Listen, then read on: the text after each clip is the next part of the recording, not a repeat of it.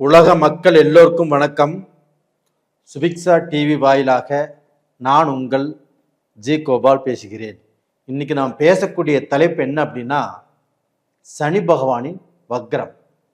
இந்த சனி பகவானின் வக்ரமாகப்பட்டது ஜூலை 13 ஸ்டார்ட் ஆகி நவம்பர் 28 வரைக்கும் கிட்டத்தட்ட 130-133 நாட்கள் வருது. 130 நாள் கணக்கு வச்சுக்கலாம்.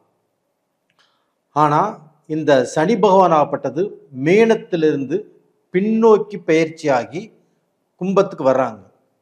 அப்படி வரக்கூடிய இந்த சனி பகவானின் வக்ரம் துலாம் ராசிக்காரங்களுக்கு எப்படி இருக்க போகிறது, அதைத்தான் இந்த பதிவில் தெளிவாக பார்க்குறோம். யாரும் ஸ்கிப் பண்ணாமல் பாருங்க. உங்களுக்கு தேவையான விஷயங்கள் இந்த பதிவில் கண்டிப்பாக கிடைக்கும். இப்போ துலாம் ராசிக்கு 8ஆம் இடத்துல குரு போய் அந்த 8ஆம் இடத்துல இருக்கக்கூடிய குருனால துலாம் ராசிக்காரராகிய நாங்கள் நிறைய இடத்துல ஃபைனான்ஸுக்கு பணம் கட்டணும். நிறைய வட்டி தராங்கன்னு சொல்லி நாங்கள் நகையெல்லாம் விற்று அந்த ஃபைனான்ஸில் பணம் போட்டோம், அங்கேயும் ஏமாந்துட்டோம். ஃபைனான்ஸ் மூலியமாக சீட்டு போட்டோம், அங்கேயும் ஏமாந்துட்டோம். நாங்கள் பார்த்தீங்கன்னா ஃபைனான்ஸ் மூலியமாக ஒரு நல்ல நிலைமைக்கு வரல அப்படின்னு சொல்லி ஃபைனான்ஸ் ஆரம்பித்தோம், அதுலேயுமே தோற்று போயிட்டோம். இது மாதிரி ஒவ்வொன்றா அடி மேல் அடி விழுந்து நாங்கள் இருக்கிற இடம் தெரியாமலேயே காணாமல் போயிட்டோம். இன்னைக்கு ரொம்ப வறுமை, ரொம்ப கஷ்டம், அப்படி வாழ்ந்துட்டுருக்குறோம். அதே சமயத்தில் இந்த 8ஆம் இடம் என்பது அடி வயிறு, அடி கர்ப்பம். அந்த வயிறு பிரச்சனை, வயிற்றுல கட்டி, இதுக்கு டாக்டர் போய் பார்த்தோம், அலோபதி போய் பார்த்தோம். எத்தனை டாக்டர் பார்த்துமே இன்னைக்கு வரைக்குமே விட தெரியல. எங்கள் காசு போனது தான் மிச்சம். நாங்கள் என்ன துலாம் ராசியா இல்லை துக்கப்படக்கூடிய ராசியா? நீங்களே சொல்லுங்க. இப்படிப்பட்ட சூழ்நிலையில தான் நீங்க இருக்கிறீங்க. அப்போ இந்த துலாம் ராசிக்கு அந்த குருவும் மாறி 9ஆம் இடத்துக்கு வந்துட்டார். அப்போ அந்த 9ஆம் இடத்துக்கு வந்த குரு 5ஆம் பார்வையாக எங்க ராசியவே பார்க்கறாரு. இது நல்ல விஷயம் தானே, நல்லதானே எங்களுக்கு நடக்கணும், நடக்கல. அதே சமயத்துல இந்த சனி பகவானும் 5ஆம் இடத்திலிருந்து மாறி 6ஆம் இடத்துல போயிருக்கிறாரு. 6ஆம் இடத்துக்கு உபஜயஸ்தானத்துக்கு சனி பகவான் போறது நல்ல விஷயம் தானே, நல்லதான் நடக்கணும், நல்லது நடக்கல. இந்த கேது பகவானும் என்னுடைய ராசிக்கு 11ஆம் இடத்துல இருக்கிறாங்க. இது நல்ல விஷயம் தானே. 11ஆம் இடத்துல கேது பகவான் லாபஸ்தானத்தில் இருப்பது நல்ல விஷயம் தானே, நல்ல விஷயம்தான். எங்களுக்கு இது நல்லது நடக்கல. இந்த ராகு பகவான் ஆகப்பட்டது எங்களுடைய ராசிக்கு 5ஆம் இடத்துக்கு போய் அந்த 5ஆம் இடத்துல இருக்கக்கூடிய ராகு பகவானை குரு பகவானும் பார்த்து அந்த ராகு தன்னுடைய விஷத்தன்மையை கக்கிட்டு கோதண்ட ராகவா இருக்கிறார். அதுவும் நல்ல விஷயம் தானே. எங்களுக்கு எந்த ரூபத்திலையும் எதுலையுமே ஒரு நல்ல பலன் கிடைக்கவே இல்லை. அப்ப இதுக்கெல்லாம் காரணம் என்னன்னு பார்க்கும்போது, எங்களுடைய 7ஆம் இடத்து அதிபதி தனாதிபதி செவ்வாய் பகவான் எங்களுக்கு 9ஆம் இடத்துல பாக்கியஸ்தானத்துல நீச்சமாயிட்டார். 10 நாள் 20 நாள் இருந்தா கூட ஜமாளிச்சுக்கலாம். கிட்டத்தட்ட 5-6 மாச காலங்கள் அங்கே நீச்சமாயிட்டாரு. எங்க தொழில் போச்சு, எங்களுடைய வருமானம் போச்சு, எங்களுடைய பிஸ்னஸ் போச்சு, எங்களுடைய வியாபாரம் போச்சு, வேலையில நல்ல பேர் இல்லை, எவ்வளோ கஷ்டப்பட்டோம், எவ்வளோ உழைச்சோம், நல்ல நிம்மதி இல்லை, நல்ல வருமானம் இல்லை. திடீர்னு வேலை செஞ்சுட்டு இருந்தோம், தூக்கிட்டாங்க, வேலை இல்லை, அவ்வளோதான், இப்போ உனக்கு வேலை பீரியட் முடிஞ்சிச்சு, எங்களுக்கு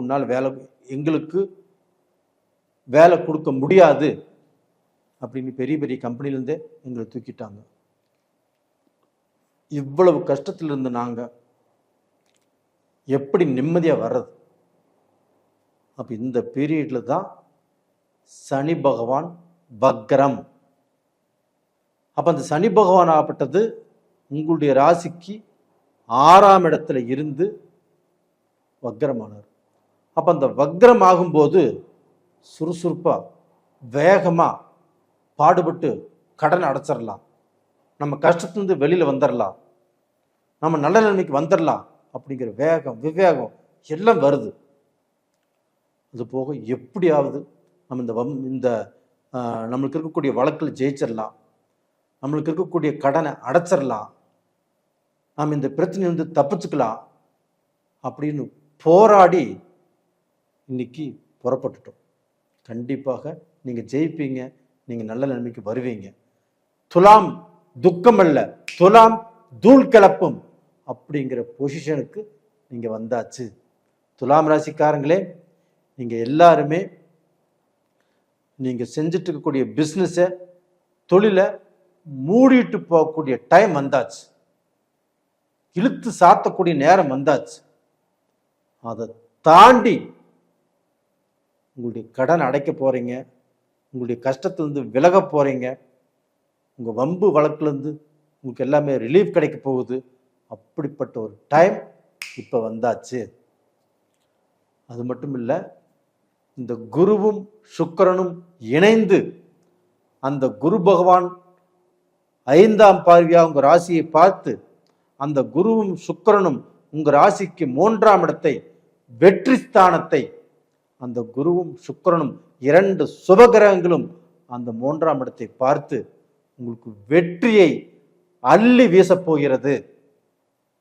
கண்டிப்பாக துலாம் ராசிக்காரங்க வாழ்க்கையில் படாத கஷ்டப்பட்டுட்டீங்க, எத்தனை பேர்த்துக்கு உதவி செஞ்சீங்க, எத்தனை பேர்த்துக்கு நல்லது செஞ்சீங்க, யாரும் திரும்பி பார்க்கவே இல்லை. இன்னைக்கு உங்களுடைய கைகால் தான் உங்களுக்கு கதி. அப்போ உங்களுடைய உழைப்பால், உங்களுடைய திறமையால் நீங்கள் வளர்வீங்க, நீங்கள் சம்பாதிப்பீங்க, நீங்கள் சாதிப்பீங்க, உங்களுடைய குடும்பத்தோடு நீங்கள் நல்லா இருப்பீங்க. கண்டிப்பாக நீங்கள் நல்ல நிலைமைக்கு வந்துடுவீங்க. அது போக உங்களுக்கு இப்போ அந்த 12ஆம் இடத்துல செவ்வாய் இருக்கிறார். அப்போ அந்த 12ஆம் இடத்துல செவ்வாய் இருக்கிறாருன்னா உங்களுக்கு தனாதிபதி, குடும்ப ஸ்தானாதிபதி, உங்களுக்கு 7ஆம் இடத்து அதிபதி ஆகிய இந்த 12ஆம் இடத்துல செவ்வாய் இருந்து அந்த செவ்வாயை சனி பகவான் பார்க்கிறாரு, செவ்வாயும் சனி பகவானை பார்க்குறாங்க. இதனால என்னாகும்? கணவன் மனைவிக்குள்ள கொஞ்சம் மனஸ்தாபங்கள், கொஞ்சம் மன கஷ்டங்கள் வருவதற்கு வாய்ப்பு இருக்கிறது. இது போக இப்போ மனைவி ஒரு பிஸ்னஸ் ஆரம்பிக்கிறாங்க, ஒரு தையல் கடை, ஒரு பியூட்டிஷியன், ஏதோ ஒரு பிஸ்னஸ் பண்ணுறாங்க. அந்த பிஸ்னஸில் கணவர் தலையிட்டு உங்ககிட்ட வேலை செய்கிறவங்கள ஏதாவது ஒரு பத்திர வேலைக்கு வேண்டாம்னு சொல்லலாம், அவங்ககிட்ட ஏதோ ஒன்றும் தாறுமாறாக பேசிடலாம். இதனால் உங்களுடைய பிஸ்னஸும் பாதிக்கப்படக்கூடிய அளவுக்கு வாய்ப்புகள் இருக்கிறது. இந்த இடத்துல கொஞ்சம் ஜாக்கிரதையாக இருங்க. அப்படி இருந்தால் கண்டிப்பாக நீங்கள் தப்பிச்சுக்குவீங்க. அப்போ இந்த சமயத்தில் பார்த்தீங்கன்னா நம்ம வாய் பத்திரம், கை பத்திரம் இப்படி இருந்தால் உங்களுக்கு பார்த்தீங்கன்னா நல்ல வளர்ச்சி இருக்குது, நல்ல முன்னேற்றம் இருக்குது. இதில் வரக்கூடிய தடைகளை நீங்கள் எப்படியோ ஜமாளிச்சுக்கணும். அப்போ டோட்டலாக பார்த்தீங்கன்னா இந்த துலாம் ராசிக்காரங்களுக்கு சுக்கிர பகவானுடைய அனுகிரகம் நல்லா இருக்கிறதுனால, அந்த சுக்கிர பகவானும் உங்களுக்கு 9ஆம் இடத்துக்கு வந்ததுனால, பாக்கியஸ்தானத்துக்கு வந்ததுனால கண்டிப்பாக நீங்கள் நல்லா இருப்பீங்க. அது போக சனி பகவான் ஆகப்பட்டது உத்திராட்டாதி நட்சத்திரத்தில் பயிற்சி ஆகிறதுனால, அதே இப்போ இந்த சுக்கிர பகவான் அந்த துலாம் ராசியில் சுவாதி நட்சத்திரமும் விஷாக நட்சத்திரமும் இருக்குது. அப்போ பார்த்தீங்கன்னா இந்த சனி பகவான் உத்திராட்டாதி நட்சத்திரத்தில் பயிற்சி ஆகிறதுனால, அதில் டிராவல் பண்ணுறதுனால இந்த துலாம் ராசிக்கும் இந்த விஷாக நட்சத்திரத்துக்கும் இந்த சுவாதி நட்சத்திரத்துக்கும் சம்பத்து, சகல சௌபாக்கியங்களையும் அடையக்கூடிய யோகம் சுவாதி நட்சத்திரத்துக்கும் விஷாக நட்சத்திரத்துக்கும் இருக்குது. அப்போ நீங்கள் வெற்றி மேல் வெற்றி அடைவீங்க. உங்களால் முடியாத காரியமே இல்லை. நீங்கள் லோன் வாங்கினாலும் சரி, ஒரு பிஸ்னஸ் பண்ணினாலும் சரி, நீங்கள் ஒரு பிஸ்னஸ் ஆரம்பித்தாலும் சரி, ஒரு வேலைக்கு போனாலும் சரி, எல்லா விதத்துலையுமே சம்பாதிப்பீங்க, சாதிப்பீங்க, பேரும் புகழும் கண்டிப்பாக தேடுவீங்க. துலாம் தூள் கிளப்ப போகிறது. கண்டிப்பாக இது நடக்கும். அப்போ டோட்டலாக பார்த்தீங்கன்னா பெண்களும் முயற்சி பண்ணி அவங்களுடைய வாழ்க்கையில் அவங்க கணவன்மார் நல்லா பார்த்துக்கிட்டு அவங்களும் சம்பாதிப்பாங்க, சாதிப்பாங்க. ஒன்றும் கவலைப்பட வேண்டிய அவசியமே இல்லை. நல்லா இருப்பீங்க. நேயர்களே, இந்த பதிவு பிடிச்சிருக்குன்னு நினைக்கிறேன். லைக் பண்ணுங்கள், சப்ஸ்கிரைப் பண்ணுங்கள்.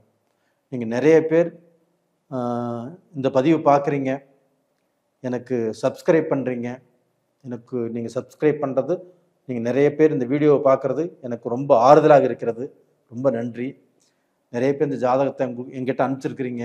எல்லாத்துக்கும் பார்த்து சொல்கிறேன். உங்களிடமிருந்து விடைபெறுவது உங்களின் ஜி கோபால். நன்றி, வணக்கம்.